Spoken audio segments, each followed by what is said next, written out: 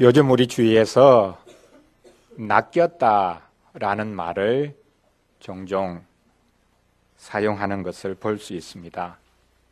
예를 들어 보이스피싱이라는 말이 그 대표적인 말입니다. 이 말은 음성, 개인정보, 낚시 이 세 단어가 조합된 말입니다. 은행이나 관공서를 사칭해서 개인정보를 유출하려고 합니다. 이미 정보가 유출되었다라고 말하면서 도리어 계좌와 주민등록 번호를 알려달라는 소리에 쏟기도 합니다. 제가 네덜란드에 있을 때에 어떤 선교사님으로부터 전화가 왔습니다. 네덜란드 한 변호사로부터 메일이 왔는데 한 미망인이 그에게 금액을 이제 선교 헌금하겠다고 알려왔다는 것입니다. 상속 재산인데 선교 헌금하기 위해서 이제 선교사님에게 연락을 합니다. 계좌를 가르쳐주고 그에게 송금을 할 것인데 송금료를 보내주십시오 라고 연락이 왔다는 것입니다. 그러면서 그 메일에 적혀져 있는 전화번호를 가르쳐 주면서 이 번호가 실제 있는 번호인지 좀 알아봐 달라라고 말을 했습니다. 지역번호가 아니라 핸드폰입니다. 아마 대포폰인지도 모르겠습니다. 사기치는 것이죠. 수십만 유로를 보내주겠다고 하면서 수백 유로의 송금료가 필요하다라는 말이 웃기는 것이 아닙니까? 이렇게 목소리에 또 메일에 속아서 자신의 소중한 정보를 알려주어 계좌 전체가 틀리는 경우가 종종 있습니다. 오늘 본문에 보면 바로 이런 낚시에 관한 말씀이 나옵니다. 오늘 본문은 예수님께 낚인 어부들에 관한 이야기입니다. 다른 말로 하면 어부들을 낚은 예수님에 관한 이야기입니다. 예수님이 고기를 낚는 낚시꾼이 아닌 가장 긍정적인 의미에서의 보이스피싱의 전문가인 것 같습니다. 말 한마디로 사람들을 낚았기 때문입니다. 전문적인 어부들이 예수님께 낚였습니다. 어처구니 없게도 너무나 쉽게 낚였습니다. 어떻게 이럴 수 있는지 모르겠습니다. 초대교회의 유명한 교부인 성제롬은 오늘 본문을 보면서 낚시의 행복한 교환이라는 말을 쓴 적이 있습니다. 예수님이 다른 어부들의 어부가 되도록 하기 위해서 어부들을 낚으셨다라는 표현을 썼습니다. 오늘은 예수님의 이 낚시질에 관해 살펴보려고 합니다. 예수님이 다른 사람들이 아닌 어부들을 낚으신 이유가 어디에 있는지, 그리고 그 낚으신 어부들을 통해 무엇을 하려고 하신 것인지 살펴보기를 원합니다. 예수님은 요한이 잡힌 후에 비로소 복음을 공개적으로 선포하기 시작하십니다. 요한이 감옥에 갇힌 것이야말로 예수님이 공적으로 활동하셔야 한다는 사인이 된 것입니다. 예수님은 갈릴리로 갔습니다. 이방의 땅 갈릴리라고 불리는 곳으로 가셨습니다. 어둠이 기성을 부리고 참된 진리를 분별하지 못하는 그곳으로, 더 나아가 조롱과 멸시를 받는 땅인 갈릴리로 가셨습니다. 그 갈릴리에서 복음을 전하십니다. 예수님은 갈릴리를 두루 다니면서 복음을 전하셨습니다. 때가 찼다고 외치셨습니다. 하나님의 나라가 가까이 왔다고 외치셨습니다. 하나님이 너희들을 구원하기 위해 오셨다라고 외치셨습니다. 그 나라에, 그 하나님 나라에 합당한 삶의 태도를 가지라고 외치셨습니다. 오늘 본문은 마가복음에서 하나님 나라가 가까웠다고 외치신 예수님이 처음으로 사람들을 대하신 사건이라고 기록하고 있습니다. 예수님이 공적으로 사람들을 대하신 첫 번째 사건이라고 기록하고 있다는 말입니다. 하나님 나라를 선포하신 것이 허공에 대고 하신 것이 아닙니다. 구체적인 사람들을 향해 외친 것입니다. 하지만 오늘 본문에서 처음으로 예수님이 사람들을 대하시는 장면이 기록되어 있습니다. 이 사건이야말로 예수님이 가까이 온 그 하나님 나라와 어떤 관련 속에 있으신 분인가라는 사실이 분명하게 드러나고 있습니다. 예수님이 하루는 해변 가까이 지나가십니다. 예수님은 시몬과 그 형제 안드레가 그물을 던져 고기를 잡고 있는 것을 보십니다. 시몬은 그 유명한 베드로입니다. 예수님이 무슨 마음이 드셨던 것인지 그들을 부르십니다. 나를 따라오너라. 내가 너희로 사람을 낚는 어부가 되게 하겠다. 신기하게도 시몬과 안드레가 그물을 던져버리고는 즉시로 예수님 뒤를 따릅니다. 말 한마디에 제자들 2명이 생긴 것입니다. 그들과 더불어 갈릴리 바다를 더 거니시는데 예수님이 또 다른 2명의 어부를 보셨습니다. 세베대 아들 야고보와 요한입니다. 그들은 이제 고기잡이를 마치고 그물을 씻고 있었습니다. 그물을 손보고 있었습니다. 부친과 일꾼들과 더불어서 다시 고기잡이를 하기 위한 준비를 하고 있었던 것입니다. 배를 손보고 그물을 손질하고 있는 이 2 어부를 향해서 주님이 동일한 부름을 그들에게 던집니다. 그들도 즉시로 예수님을 따릅니다. 마가는 그들이 부친과 품꾼들을 버려두고 즉시로 예수님을 따랐다라고 기록하고 있습니다.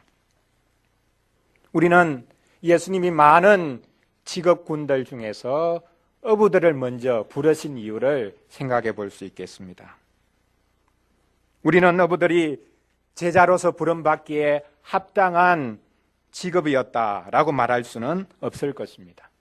어부라는 직업이 다른 어떤 직업과 달리 예수님의 제자가 될 수 있는 그런 자격이나 그런 특권을 가진 요소가 있었다라고 볼 수 없기 때문입니다. 농부면 어떻습니까? 사업가면 또 어떻습니까?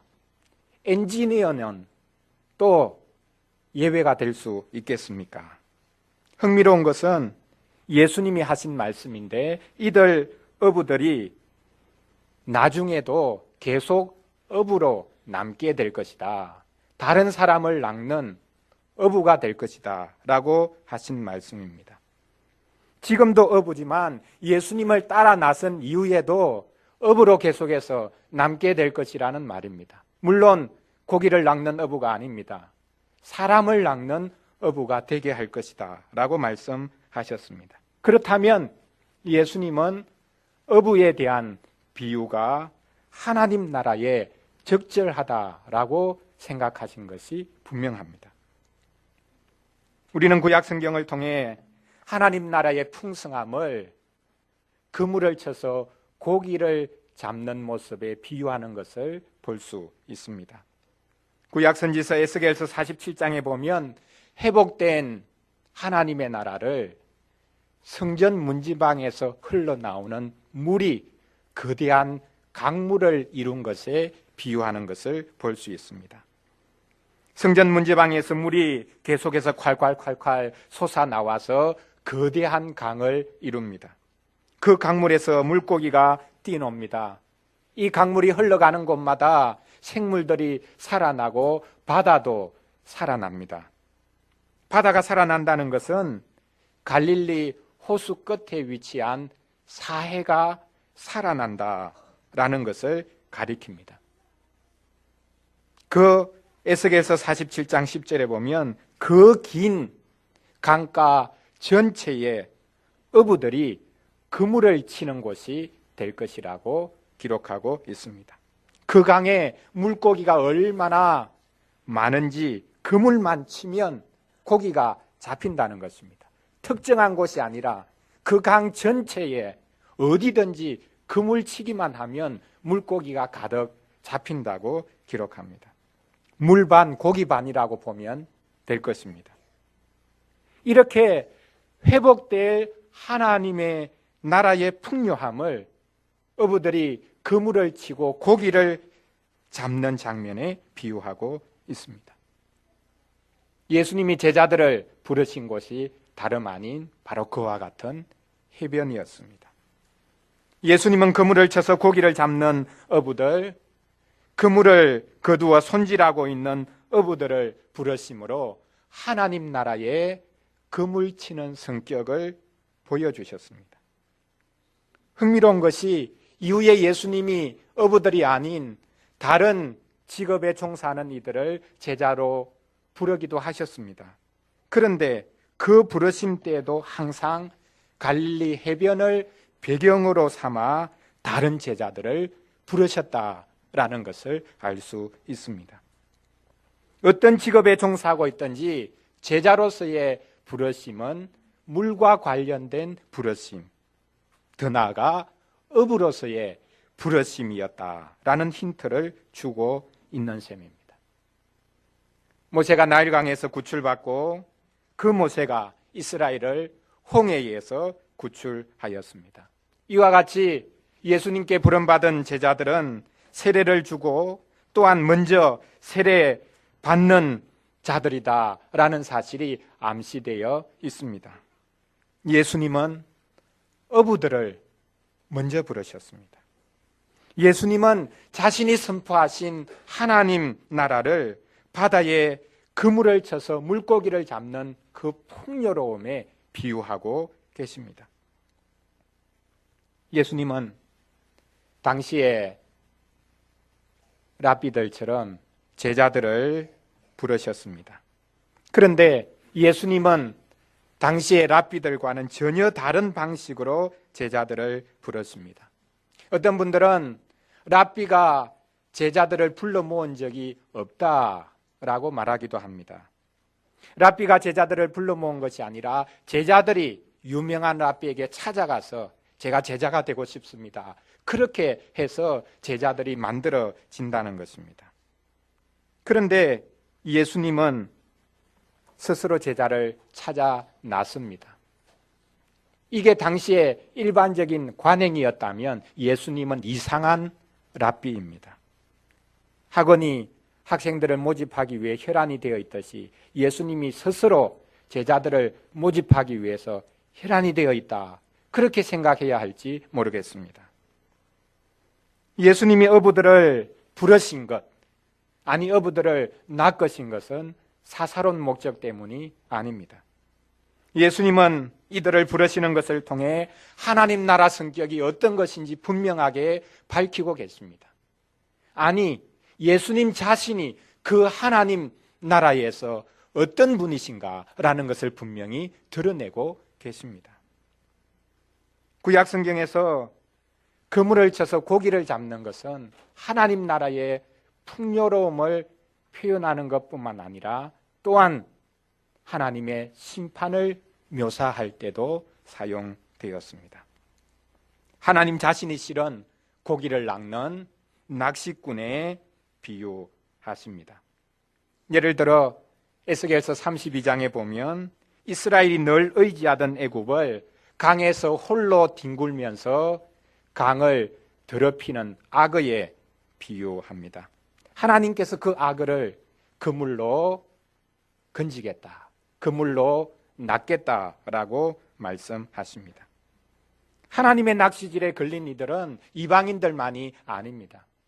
실은 하나님의 백성들도 하나님께 낚여진, 구원이 아니라 하나님의 심판을 받을 수밖에 없는 자들로 드러났습니다. 우리가 같이 읽었던 예레미야 16장 16절에서 바로 이 사실을 말씀하고 있습니다.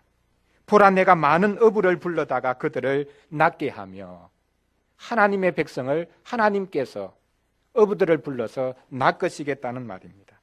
그 후에 많은 포수를 불러다가 그들을 모든 산과 모든 언덕과 바위 틈에서 낚시하게 하리니, 사냥하게 하리니, 이는 내 눈이 그들의 행위를 살펴보므로 그들이 내 얼굴 앞에서 숨기지 못하며 그들의 죄악이 내 목전에서 숨겨지지 못함이라. 하나님께서 어부를 보내셔서 자기 백성을 낚으시고 포수들을 산과 들로 보내서 모든 짐승을 사냥하듯이 자기 백성을 사냥하겠다라는 끔찍한 표현을 썼습니다. 하나님께서 이방 나라를 낚시꾼들로 사용하시고 이방 나라를 원수들을 포수들로 삼으셔서 자기 백성을 낚게 하시고 사냥하게 하시겠다라고 말씀하십니다. 그 백성들의 죄악 때문입니다. 이처럼 우리는 원래 하나님의 진노를 받을 수밖에 없는 죄인들이었습니다. 우리는 하나님의 진노의 그물에 걸려들 수밖에 없는 자들이었습니다. 거미줄에 걸려든 곤충처럼 우리는 하나님의 진노를 피할 수가 없습니다. 그런데 우리가 예수 그리스도에게 낚였기 때문에 하나님의 진노로부터 벗어날 수 있었습니다. 사도 바울이 그 대표적인 예입니다. 우리가 마지막으로 읽었던 디모데전서 1장 15절에서 사도 바울이 외치고 있는 것이 바로 이것입니다. 모든 사람이 받을 만한 복된 소식이 여기에 있습니다 라고 바울이 외치고 있습니다. 그 자신을 향해서 먼저 외치고 있습니다. 그리스도 예수께서 죄인을 구원하시려고 세상에 임하셨다. 이것이 가장 복된 소식이라는 말입니다. 바울 자신이 죄인 중에 우두머리였지만 그리스도께서 자신에게 대하여 오래 참으시다가 마침내 사도로 불러주셨습니다. 이것이야말로 본이요, 이것이야말로 가장 큰 모범이라고 말합니다. 바울은 자신이 놀랍게 변화되었으니 자신을 본으로 삼으라 라고 외치고 있지 않습니다. 여러분, 제 삶이 여러분에게 본이 되지 않습니까? 이렇게 말하지 않았습니다. 그는 그리스도께서 오래 참으시고 긍휼을 베푸신 것이야말로 우리에게 본입니다 라고 말하고 있습니다. 그리스도의 긍휼이야말로 가장 큰 본이요 모범입니다. 이 본과 모범이야말로 주를 믿어 영생 얻을 모든 자들에게 영원히 변치 않을 본이 됩니다. 예수님이 당시에 다른 랍비들과 달랐던 것은 손수 제자들을 모집하러 나섰다는 것과 그들을 향해서 나를 따르라 라고 말씀하셨다는 사실에 있습니다. 여기서 나를 따르라는 말은 그냥 내 뒤를 따라오라 그 말에 불과한 것이 아닙니다. 선지자들이나 랍비들은 예수님처럼 나를 따르라는 말을 할 수 없었습니다. 구약시대 선지자들은 하나님의 말씀을 선포하면서 여러분, 이 하나님의 말씀을 여러분이 따르십시오. 이 말씀을 따르는 것이 여러분이 살아나는 길입니다 라고 외쳤습니다. 또한 예수님 당시에 랍비들은 율법을 잘 가르치면서 이 율법을 여러분들이 깊이 명심하고 이 율법을 잘 따르십시오 라고 말했습니다. 그런데 예수님은 율법을 따르라, 하나님을 따르라 라고 말씀하지 않으시고 나를 따르라 라고 말씀하셨습니다. 총알이 빗발치는 전쟁터에서 소대장이 부하들을 향해서 나를 따르라 라고 하면서 적진을 향해서 뛰어갈 수 있습니다. 그러나 어느 누가 하나님을 따르십시오, 하나님의 말씀에 순종하십시오 라고 말하지 않고 나를 따르십시오, 나를 따라야 합니다 라고 말할 사람이 있겠습니까?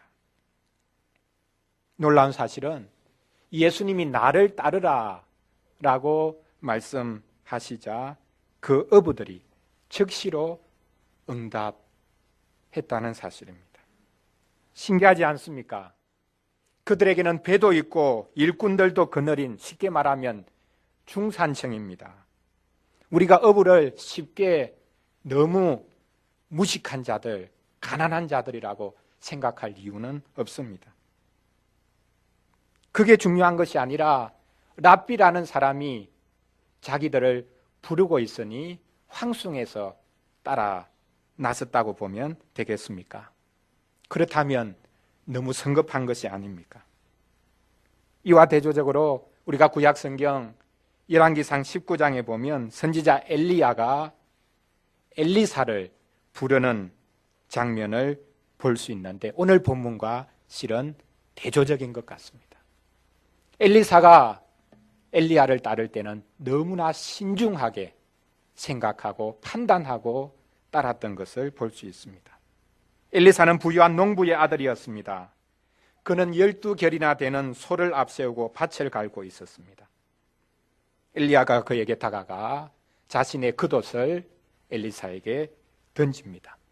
이 의미를 알아차리고는 엘리사는 집으로 가서 부모님에게 작별 인사를 합니다. 그리고는 자기가 갈던 밭을 갈던 그 소를 잡아서 동네 잔치를 엽니다. 모든 동네 사람들에게 이제 제가 떠납니다. 선지자께서 저를 부르셔서 저를 선지자 삼으려고 하시기 때문에 제가 이제는 여러분을 떠나가야 됩니다. 공개적으로 알린 것입니다.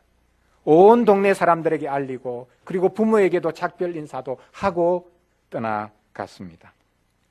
그런데 예수님이 이 어부들을 부르실 때 나를 따르라 라고 하시고 즉시로 이들은 예수님을 따라 나섰습니다. 이 어부들이 예수님을 즉시로 따라 나선 특별한 이유가 있었겠습니까? 앞에서 언급했던 성제롬은 예수님의 얼굴에 신적인 영광이 비쳤을 것이다. 그것을 보았기 때문에 이 어부들은 예수님을 따르지 않을 수 없었을 것이다 라고 말했습니다. 그렇지 않죠. 예수님의 얼굴에 무슨 빛이 비쳤기 때문에 그걸 보고 그냥 홀려서 따라갔겠습니까? 그러나 이것이 참 이상하다라고 본 것은 분명히 사실입니다. 어떻게 말 한마디에 모든 것을 버려두고 그냥 따를 수 있다는 말입니까? 소위 말해서 이들에게 항상 출가하고픈 마음이 있었기 때문이겠습니까? 예수님에게 무슨 특이한 것을 발견했기 때문에 말 한마디에 따라 나설 수 있었겠습니까? 우리는 성령으로 충만하신 예수님이 부르시는 그 부름에 저항할 수 없는 근의가 있었다고 말해야 할 것입니다. 예수님의 부르심이 능력으로 역사한 것입니다. 이후에도 우리는 예수님이 지체 없이 나를 따르라 라고 항상 제자들에게 요구하신 사실을 잘 알고 있습니다. 어떤 사람이 와서 말합니다. 제 부친이 돌아가셨는데 부친을 장사하고 와서 주님을 따르겠습니다. 그 사람을 향해 예수님이 단호하게 말씀하십니다. 죽은 자들로 하여금 죽은 자를 장사하게 하고 너는 나를 따르라. 작별 인사를 하고 와서 주님을 따르겠습니다 라고 말을 한 어떤 사람을 향해서 예수님은 말씀하십니다. 쟁기를 잡고 뒤를 돌아보는 자는 하나님 나라에 합당하지 않다. 엘리사는 부친에게 작별 인사도 하고 모든 동네 사람들에게 잔치도 베풀고 와서 엘리야를 따랐는데 왜 예수님은 그런 것마저 거부하십니까? 왜 인정사정 봐주지 않으십니까? 예수님의 독특성 때문입니다. 아니, 예수님이 선포하신 하나님의 나라가 이제 결정적으로 임했다라는 사실을 분명하게 보여주는 것입니다. 지금 예수님을 잠시 떠나면 그동안에는 하나님의 나라가 능력으로 임하는 것을 볼 수 없습니다. 즉, 목격자의 자격이 제한되어 버리는 것입니다. 증인이 되지 못하는 것입니다. 그래서 지금부터 바로 예수님을 따라야 하는 것입니다. 사도의 요건이 예수님이 요한에게 세례 받으실 때부터 승천할 때까지 예수님과 항상 함께 다닌 자야 된다 라는 사실이 결코 이상한 것이 아닙니다. 어쨌든 많은 분들은 오늘 본문을 가지고 제자가 치러야 되는 대가를 봅니다. 제자가 되기 위해서는 단번에 생업과 가족을 버리고 주님을 따라야 한다고 말입니다. 불교에서 말하는 출가하는 것과 비슷하게 생각을 합니다. 그런데 우리는 요한복음 1장을 통해 베드로와 안드레가 원래는 세례 요한의 제자였다는 사실을 알게 됩니다. 세례 요한이 그들을 향해 이제 나를 따라오지 말고 예수님을 따라가라 라고 권면을 해서 이들이 예수님을 미리 만난 적이 있습니다. 예수님을 한번 만나 배웠고는 다시금 자기들의 직업인 어부 생활을 하고 있었습니다. 게다가 야고보와 요한은 예수님과 친척 관계에 있는 이들이었습니다. 이렇게 오늘 본문에서 예수님이 이들을 부르시기 전에 이미 이들은 예수님과 한번 만난 적이 있습니다. 그러므로 오늘의 부름을 최초의 부르심이라고 굳이 볼 이유는 없습니다. 그 전에 예수님에 대해서 알고 있었고 이미 만난 경험이 있습니다. 그런 이들을 이제 예수님께서 어떻게 보면 최종적으로 부르시는 장면이 오늘 본문의 사건입니다. 최초의 부르심이 아니라 최종적인 부르심이라고 말해도 될 것입니다. 그러므로 이들이 즉시로 예수님을 따라 나선 것은 성급한 것이 아니었습니다. 반대로 이들이 지체하지 않고 모든 것을 버리고 예수님을 따른 결단 때문에 우리가 주눅들 이유도 없습니다. 우리는 과정을 무시하면 안 됩니다. 한순간에 되는 것은 아무것도 없습니다. 결단을 너무 강조하면 안 됩니다. 결심하고 결단하는 것이 중요하다. 여러분, 그렇지 않습니다. 결심한다고 됩니까? 결단한다고 되어지는 일입니까? 우리는 작심삼일이 아닙니까? 국내의 어떤 유명한 학원 강사는 작심삼일만 잘하면 된다라고 학원생들에게 이야기를 했답니다. 작심삼일하고 3일 끝날 때에 다시 또 작심삼일하고 그 3일 끝날 즈음에 또 작심삼일하고 그러면 안 되냐? 말장난입니다. 사랑하는 성도 여러분, 오늘 본문은 어부들 4명이 예수님을 따라 나선 영웅적인 모습을 보여주는 것이 아닙니다. 그들이 모든 것을 버려두고 주님을 따라 나섰기 때문에 이들이 제자들 무리의 이너서클이 되었다는 것을 증명하는 본문이 아닙니다. 그들이 예수님을 적시로 따라 나서기는 했지만 예수님이 그들을 낚으셨습니다. 믿는 자라면 누구든지 마찬가지입니다. 우리가 자발적으로 예수님을 따라 나선 것이 아니라 우리는 예수님께 낚인 자들입니다. 예수님이 먼저 찾아오셔서 우리를 낚으셨기 때문에 우리가 존재하고 우리가 주님을 따라 나서게 된 것입니다. 우리는 주님께 낚인 자들입니다. 그런 의미에서 예수님은 최고의 낚시꾼입니다. 예수님이 주님 자신의 십자가로 우리를 낚으셨습니다. 주님 자신의 부활로 우리를 낚으셨습니다. 주님에게 낚인 여러분들이야말로 가장 복받은 사람들입니다.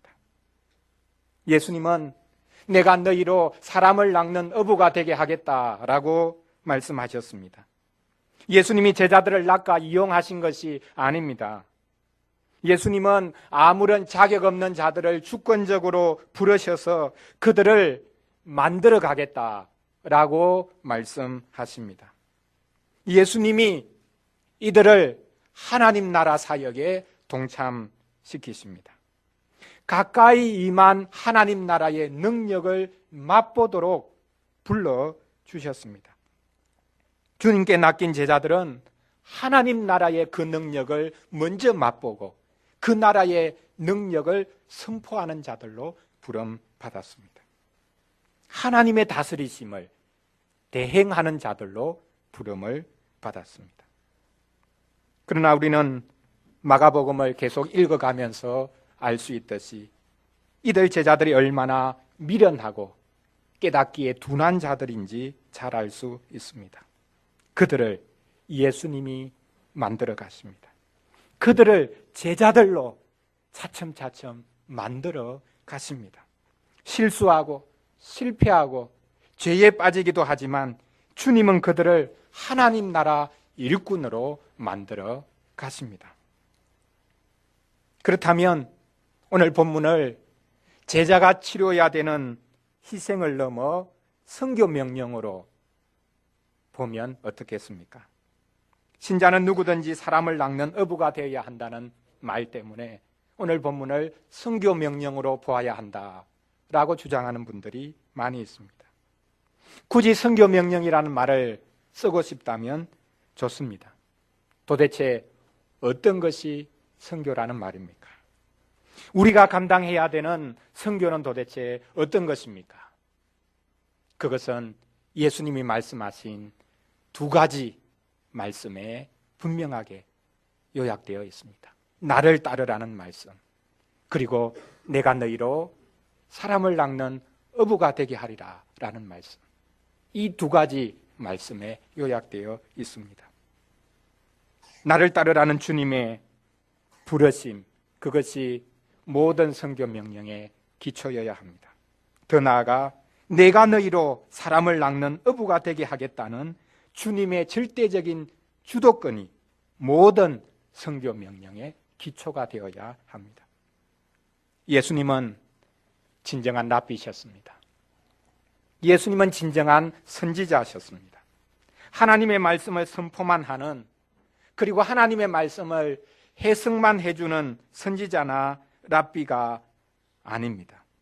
예수님은 하나님처럼, 또한 하나님의 말씀처럼 나를 따르라 라고 말씀하셨고, 내가 너희로 사람을 낚는 어부가 되게 만들어 주겠다라고 하셨습니다.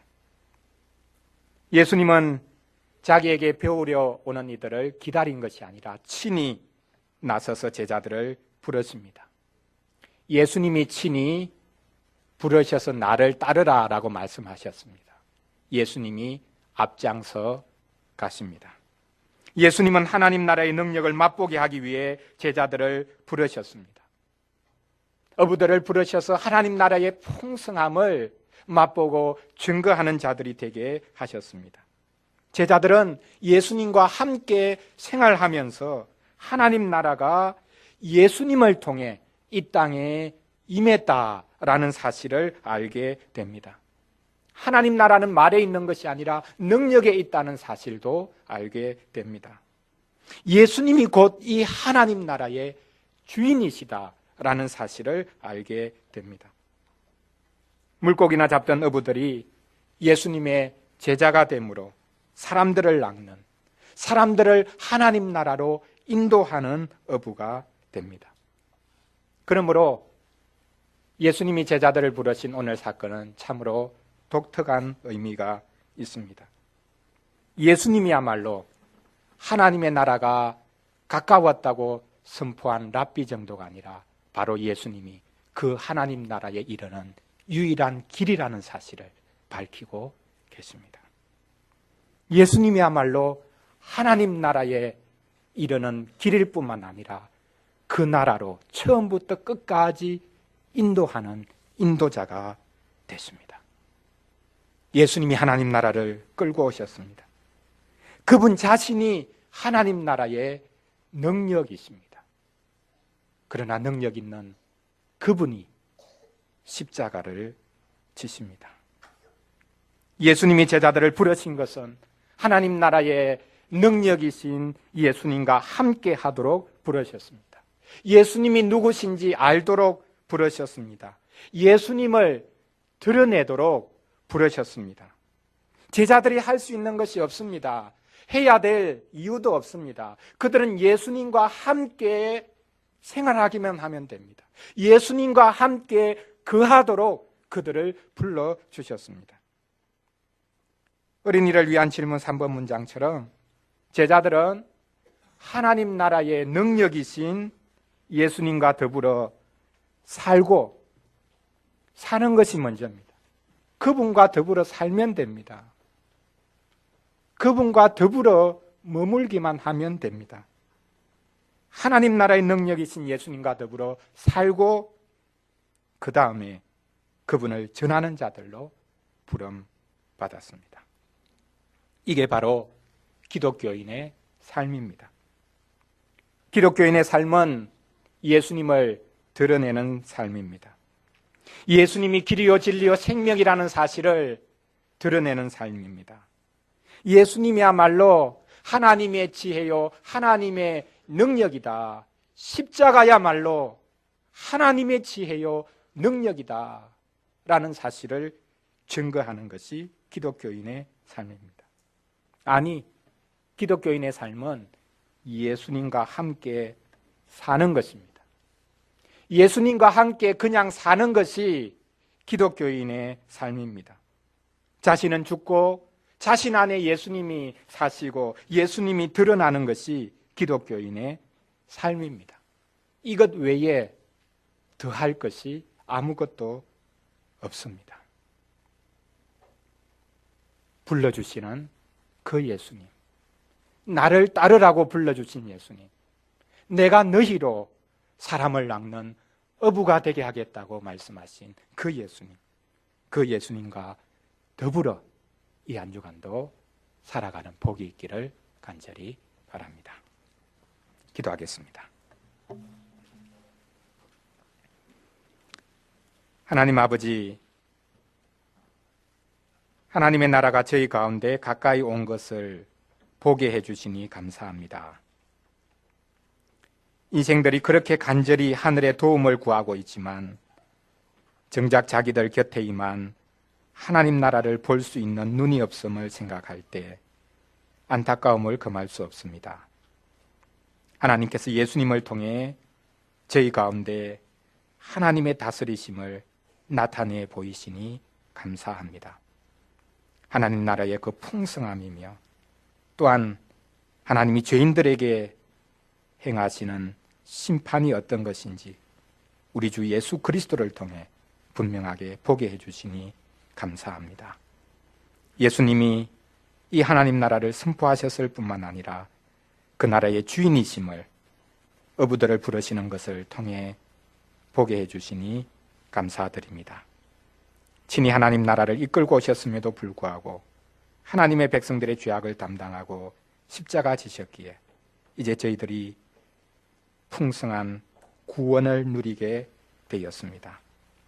하나님의 낚시에 낚여 죽을 수밖에 없는 자들을 살리시고 하나님 나라의 낚시꾼으로 살게 하시는 은혜에 무한 감사를 드립니다. 우리 주 예수 그리스도께서 주권적인 능력으로 저희들을 부르셨사오니 그 나라의 능력을 맛보게 하시고 그 나라의 풍성함을 증거할 수 있도록 도와주시옵소서. 저희의 연약함 가운데서 주의 은혜와 능력이 온전하게 나타나는 것 믿게 하여 주옵소서. 우리 주 예수 그리스도의 이름으로 기도드립니다. 아멘. 찬송 459장 부르겠습니다.